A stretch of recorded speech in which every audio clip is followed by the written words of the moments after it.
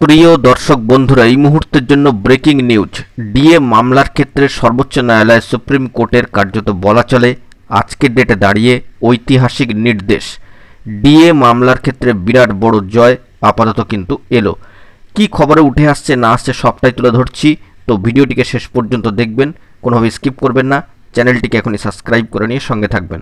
চলুন কথাবার্তা না বাড়িয়ে আমরা মূল টপিকেই ফোকাস করি। বন্ধুরা, বলা যেতে পারে এই মুহূর্তে দাঁড়িয়ে ডিএ মামলার ক্ষেত্রে ঐতিহাসিক রায় সর্বোচ্চ ন্যায়ালয় সুপ্রিম কোর্টের, এবং রাজ্য সরকারি কর্মচারীদের বলা যেতে পারে বিরাট বড় একটি জয় কিন্তু আপাতত উঠে আসলো।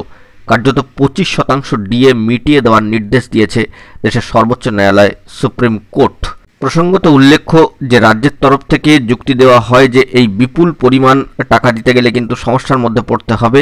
তো রাজ্যের তরফে সম্মানীয় বিশিষ্ট আইনজীবী অভিষেক মনু সিংভি মহাশয় কার্যত জানাচ্ছেন যে ডিএ কোনো অধিকার নয়, সাংবিধানিক অধিকার নয়। পাশাপাশি জানানো হয় যে 50% ডিএ এই মুহূর্তে দেওয়া সম্ভব নয়। এরপরই কার্যত সর্বোচ্চ ন্যায়ালয় সুপ্রিম কোর্টের যে নির্দেশ, বড়সড় নির্দেশ এই মুহূর্তে উঠে এসেছে।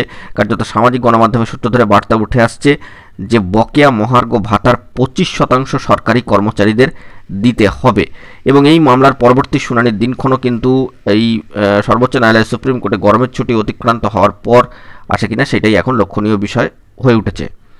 তো সেই দিক থেকে দেখতে গেলে আপাতত 25% ডিএ দিতে হবে, কার্যত পরিষ্কার করে নির্দেশ, ঐতিহাসিক নির্দেশ দিলেন সর্বোচ্চ ন্যায়ালয় সুপ্রিম কোর্ট।